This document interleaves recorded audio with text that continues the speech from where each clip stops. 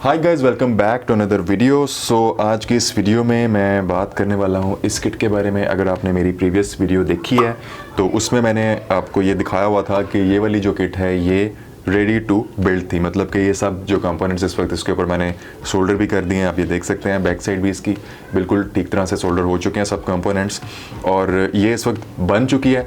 अभी इसकी टेस्टिंग नहीं की। अगर आप इसकी सर्किट डायग्राम, पीसीबी डायग्राम बिल्कुल फ्री में लेना चाहते हैं तो आप हमारी वेबसाइट पर जाकर ले सकते हैं। www.oxtix.com पर आपको इसकी सब फाइल्स मिल जाएंगी फ्री ऑफ कॉस्ट, और डिटेल वीडियो इसकी कल या परसों तक इंशाल्लाह चैनल के ऊपर आ जाएगी, जिसको देखकर आप स्टेप बाय स्टेप जो इसका इंस्ट्रक्शंस हैं उनको फॉलो करके आप ये वाली किट जो है वो बना सकते हैं। बिल्कुल इजीली बना सकते हैं, और बिगिनर्स के लिए तो ये बहुत ज़्यादा इजी है इसको बनाना। और इसकी आउटपुट पावर भी काफ़ी ज़्यादा अच्छी है, जो कि हम टेस्ट करेंगे अभी। बट कुछ इंपॉर्टेंट चीज़ें हैं जो कि आपने माइंड में रखनी होती हैं। कोई भी सर्किट, कोई भी ख़ास तौर पर जो सर्किट होता है जिसके अंदर इन पावर ट्रांजिस्टर्स का यूज़ होता है। अब ये देख सकते हैं पावर ट्रांजिस्टर्स मैंने किस तरह से लगाए हुए हैं। वैसे तो जो डिटेल्ड वीडियो है उसके अंदर मैंने प्रॉपरली इसको जो है वो असेंबल करना सिखाया हुआ है, बट पावर ट्रांजिस्टर्स इस तरह से लगाने का पर्पज़ ये था क्योंकि ये जो हीट सिंक था मेरे पास ये छोटा था इसके मुताबिक। मतलब ये जो किट थी इसके हिसाब से ये थोड़ा सा छोटा पड़ रहा था, तो मैंने ट्रांजिस्टर्स को इस तरह से लगा दिया। तो इस तरह से है कि आप स्पेस का यूटिलाइजेशन इस तरह से कर सकते हैं और आप अपनी कॉस्ट को बचा सकते हैं। तो मेरा पर्पज़ ये था कि कॉस्ट लेस, यानी कि काफ़ी ज़्यादा लो कॉस्ट एम्पलीफायर और अच्छी क्वालिटी का एम्पलीफायर हम किस तरह से बना सकते हैं।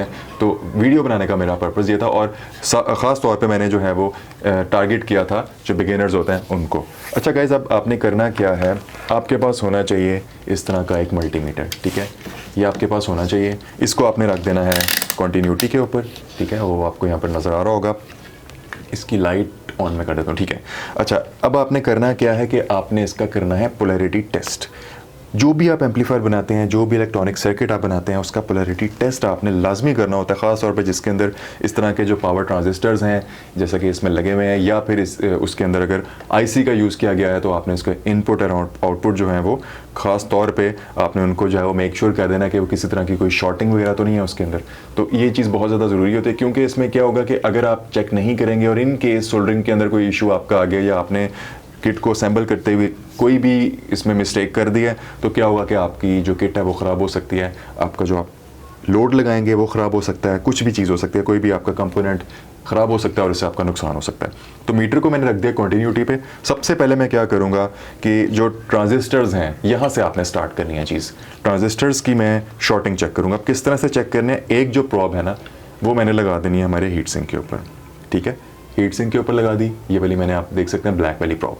अब मैंने क्या करना है कि ट्रांजिस्टर्स की लेग्स के साथ जो प्रॉब्स हैं वो लगा के मैंने चेक करनी है कि कोई भी ट्रांजिस्टर जो है वो शॉर्ट तो नहीं है। क्योंकि हमारे जो ट्रांजिस्टर्स हैं इनके बैक साइड पे अगर आपको मैं क्लोजली दिखाऊंगा तो ये आप देख सकते हैं, इनके बैक साइड के ऊपर मैंने सिलिकॉन जो शीट होती है वो लगा रखी है, और इससे क्या होगा कि आपकी जो शॉर्टिंग है वो इससे बचाती है। ठीक है, शॉर्टिंग से आपकी किट बच जाती है, शॉर्टिंग से ट्रांजिस्टर बच जाता है, इसकी लाइफ लॉन्ग होती है। तो कोई भी अगर वायर, आपकी स्पीकर की वायर या कोई भी वायर यहाँ पर अटैच अगर हो जाती है ट्रांसफार्मर की वायर, तो आपका जो ट्रांजिस्टर है वो जलने से बच जाएगा और आप नुकसान से बच जाएंगे। लोकल जो हमारे पास सर्किट्स होता है उनके अंदर ये चीज़ का यूज़ नहीं किया हुआ होता आमतौर पे, लेकिन आपने लाजमी तौर पे करना है किसी भी तरह के नुकसान से बचने के लिए। ये सस्ती सी शीट्स होती हैं, आपको मिल जाएंगी ईजीली। अच्छा, अब मैंने क्या करना है कि बारी बारी हर ट्रांजिस्टर को चेक करना है। ठीक है, स्टार्टिंग फ्रॉम दिस वन। आपने जस्ट मीटर के ऊपर जो है वो नज़र रखनी है। अभी मैं इसको यूँ करूँगा तो ये आप देख सकते हैं 000 यहाँ पर आ गया। ठीक है, तो इसका मतलब ये कि कॉन्टीन्यूटी के ऊपर है और वर्क कर रहा है। अच्छा, अभी मैं इस पिन पे लगाता हूँ ट्रांजिस्टर की, एमीटर पिन के ऊपर, तो आपने देखा कि हमें कोई भी रीडिंग नहीं आई। बेस पर लगाया, कोई रीडिंग नहीं आई।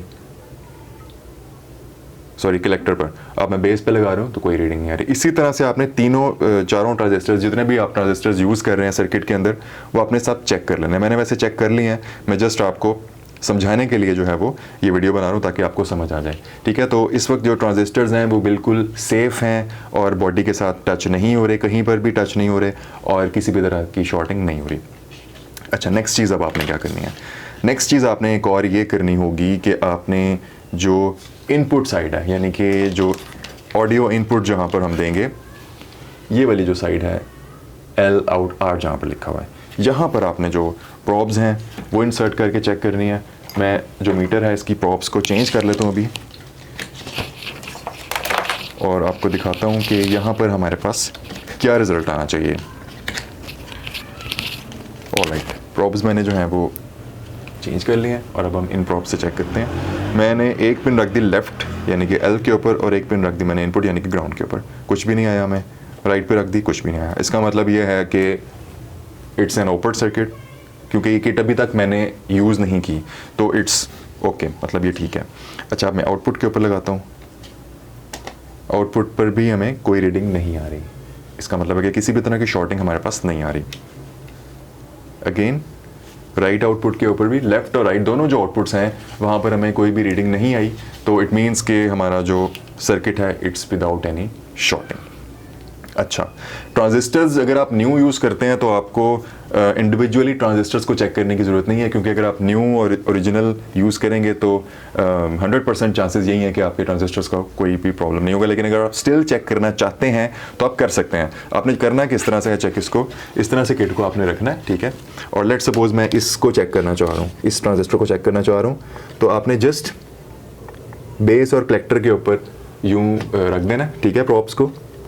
होप आपको नज़र आ रहा होगा यहाँ से, ये देखें मैंने जहाँ पर रखा हुआ है, और मीटर आपको जो है वो रीडिंग शो कर रहा है 617 618 के राउंड, तो इट मीन्स के शॉर्टिंग नहीं है और आपका जो ये जो ट्रांजिस्टर है ये बिल्कुल ठीक है। तो इस तरह से आप ट्रांजिस्टर्स को अपने तौर पर चेक कर सकते हैं, और ज़रूर मैं आपको रिकमेंड भी करूँगा कि आप चेक कर लें तो इट्स बेटर, ठीक है। पीछे आपने अपेरेंटली इसको चेक कर लेना है, बैक साइड के ऊपर किसी भी तरह की शॉर्टिंग तो नहीं नज़र आ रही। अगर आपको कोई शक हो तो आपने उसको दूर कर लेना है, ठीक है। और बस ये चीज़ आपने देखनी है। एक और चीज़ जो कि काफ़ी ज़्यादा ज़रूरी होती है, ये जो रजिस्टर्स होते हैं ना गाइस, ये वाले जो वाइट कलर के आप रजिस्टर्स देख रहे हैं ना, ये जो वायर बाउंड रजिस्टर्स होते हैं, आम तौर पे अक्सर ऐसे होता है कि ये जो है वो ख़राब हो जाते हैं या फिर ये ओपन सर्किट हो जाते हैं हीट अप होके जब हम सोल्डरिंग कर रहे होते हैं। तो इनको भी मैं चेक कर लेता हूँ। इसको जो ये वाला जो रजिस्टर होता है इसके अगेंस्ट जो पोलैरिटी है हमें यस बिल्कुल ठीक हमें आ रही है, यानी कि ये शॉर्ट सर्किट शो करना चाहिए इसको, क्योंकि इसकी जो वैल्यू होती है वो काफ़ी कम होती है, तो ये शॉर्ट सर्किट ही हमारे मीटर के अंदर शो करता है। ये आप देख सकते हैं। ये भी आपने चेक कर लेने हैं कि ये आया कि बिल्कुल ठीक है, क्योंकि ये भी आपके बिल्कुल ठीक होने चाहिए। ये सब चीज़ें मैं आपको इसलिए बता रहा हूँ कि आपको किसी भी तरह का कोई डाउट ना रहे कोई भी सर्किट बनाते हुए।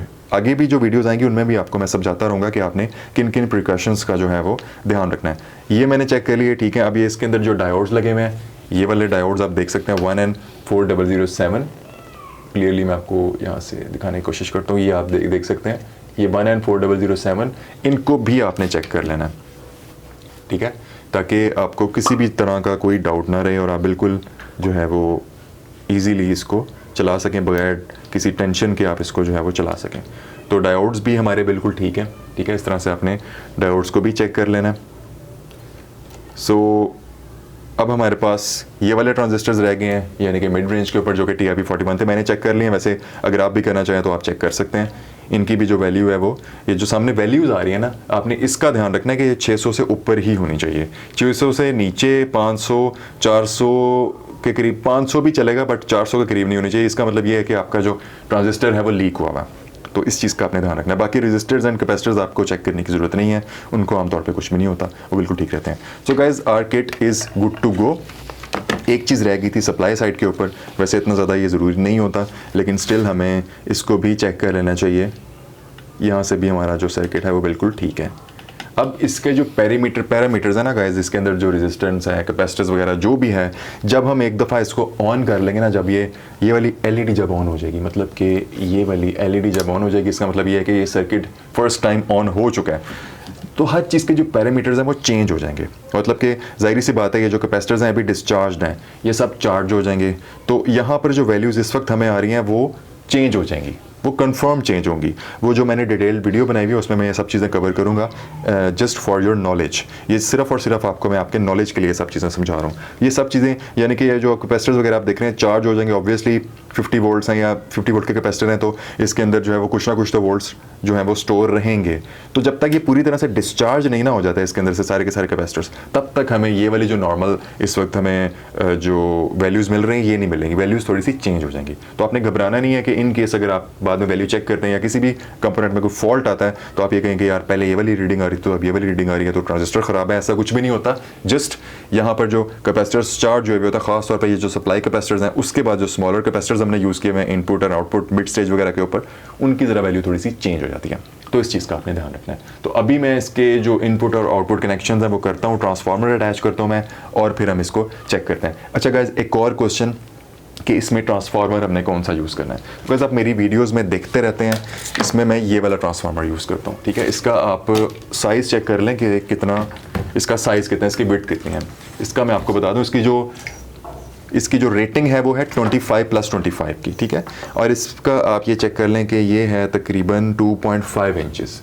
ठीक है, यहाँ से आपको क्लियरली नज़र आ रहा होगा, ये है हमारे पास जो ट्रांसफार्मर, क्योंकि ट्रांसफार्मर हमने नापना होता है यहाँ से लेके यहाँ तक वाला, तो 2.5 इंचेस का ये है। तो इसका मतलब ये है कि ये 8 एम्पेयर्स हमें देगा। मार्केट के अंदर जो इस वक्त लोकल मार्केट के अंदर पाकिस्तान, इंडिया वगैरह में जो चीज़ें चल रही हैं ना, वो उसमें यही होता है कि हम इसको इंचेस के हिसाब से इसके जो एम्पेयर्स हैं उनका हम जो है वो पता लगा लेते हैं कि ये कितने एम्पेयर्स हमें देगा। तो ये वाला ट्रांसफार्मर यूज़ कर रहा हूँ, इसके साथ आप 6 एम्पेयर का भी यूज़ कर सकते हैं, 4 का भी यूज़ कर सकते हैं, बट इट्स रिकमेंडेड कि आप 6 से above वाला यूज़ करें, और 25+25 वाला ही होना चाहिए। इसके ज़्यादा या इसके कम, इसके ज़्यादा अगर आप 30+30 करें तो वो भी आप यूज़ कर सकते हैं, बट इससे कम नहीं होना चाहिए प्रॉपर पावर लेने के लिए इस एम्पलीफायर से। ठीक है, तो अभी मैं सारे के सारे कनेक्शंस करता हूँ, स्पीकर्स अटैच करता हूँ, और उसके बाद हम इसकी जो है वो वर्किंग टेस्ट करते हैं। Alright guys, so we are now going to turn this circuit on for the first time। Transformer मैंने इसके साथ अटैच कर दिया, आप ये देख सकते हैं, और इस वक्त सर्किट जो है वो पीछे से मेन से ऑफ है। तो इसके ऊपर मैंने इस वक्त कोई भी, आप देख सकते हैं, मैंने कोई भी लोड नहीं लगाया हुआ, इनपुट वगैरह नहीं लगाई हुई। ये भी एक प्रिकॉशनरी मेजर ही आप ले लें इसको, क्योंकि अगर इन केस कोई शॉर्ट सर्किट फिर भी रह गया है आपसे, कोई नेग्लिजेंस हो गई है इसके अंदर, तो आपका जो लोड है, जो आपकी इनपुट डिवाइस है, स्पीकर्स वगैरह जो भी आप आउटपुट के ऊपर लगाते हैं, वो बच जाएंगे इन केस अगर कोई ऐसी चीज़ अगर हो भी तो इस वक्त ये बिल्कुल ऑफ है। ठीक है, मैं इसको ऑन करता हूँ। So this circuit is ready to be operated for the first time. इसको मैं ऑन करने वाला हूँ अभी विदाउट एनी लोड। और इसकी हमें पता कैसे चलेगा, पता हमें ऐसा चलेगा जब ये वाली जो एलईडी आप देख रहे हैं ना, ये एलईडी है, जब ये ऑन हो जाएगी और थोड़ी देर ये ऑन रहे, 3 से 4 मिनट ये ऑन रही, हीट सिंक आपने चेक करना है, इसको टच करके अगर ये हीट अप नहीं हो रहा, कोई स्मेल नहीं आ रही, कोई रजिस्टर वगैरह हीट अप नहीं हो रहा, उसके बाद फिर आपने सर्किट को ऑफ करना है, और फिर आपने जो अपना लोड है और इनपुट वगैरह आपने वो लगानी है। ठीक है, अभी मैं इसको ऑन करने वाला हूँ। तो आपने देखा एलईडी ऑन हो गई है, यानी कि अभी तक तो हमारा जो सारे का सारा सिस्टम है वो बिल्कुल ठीक तरीके से काम कर रहा है। Apparently it's good. तो अभी कुछ देर ये ऑन रहेगा, यानी कि 2 से 3 मिनट, ज़्यादा भी आपने वेट नहीं करना, 2 से 3 मिनट आपने वेट करना है। हीट सिंक को आपने चेक कर लेना है, इसको तो आपने फ़ौरन बाद चेक करना है, कोई भी ट्रांजिस्टर वगैरह जो है वो हीट अप नहीं होना चाहिए आपका। इसको आपने इंडिविजुअली हर ट्रांजिस्टर को चेक करना है, छोटे वालों को भी, बड़े वालों को भी, हर चीज़ को। रजिस्टर्स वगैरह आपने देख लेना है, कोई भी हीट अप तो नहीं हो रहे। So everything is normal here. तो अभी मैं इसके साथ जो है वो इनपुट और आउटपुट, जो हमारा आउटपुट पे लोड है और इनपुट वगैरह, वो लगाने वाला हूँ। ऑल राइट गाइस, तो हमारा जो सर्किट है बिल्कुल इस वक्त रेडी टू प्ले है। ये किट हमारी बिल्कुल रेडी है, और इसके साथ मैं आपको दिखा देता हूँ, मैंने स्पीकर्स जो अटैच किए हुए हैं, ये आप देख सकते हैं, ये 2 मैंने इसके साथ स्पीकर्स जो हैं वो अटैच कर दिए हैं। ठीक है, ऊपर नीचे इस तरह से मैंने इनको रखा हुआ है। ये हमारी होगी आउटपुट यानी कि लोड, और जो इनपुट के लिए मैंने यूज़ किया है, ये आप देख सकते हैं ब्लूटूथ मॉड्यूल HW770, और ये हमारे स्टोर पर भी अवेलेबल है, और काफ़ी अच्छी इसकी जो हमें साउंड क्वालिटी है वो मिलती है। तो मैंने इस वक्त जो है वो ये इसके साथ HW770 ब्लूटूथ मॉड्यूल लगा दिया है, और अभी मैं ऑन करूँगा इसको। अभी ये ऑफ स्टेट के ऊपर है, तो मैं इसको ऑन करता हूँ अभी पीछे से, और फिर उसके बाद आप देखिएगा अच्छा खासा, क्योंकि इस वक्त ये फुल आवाज़ के ऊपर चलेगा, तो अच्छा खासा आपको एक साउंड आएगा। Bluetooth mode. तो आपने The Bluetooth device is connected successfully. तो ये हमारा इस वक्त जो है वो कनेक्ट हो चुका है। अभी हम इसके अंदर म्यूज़िक इनपुट जो है वो देते हैं, और फिर हम इसका जो साउंड टेस्ट है वो करते हैं।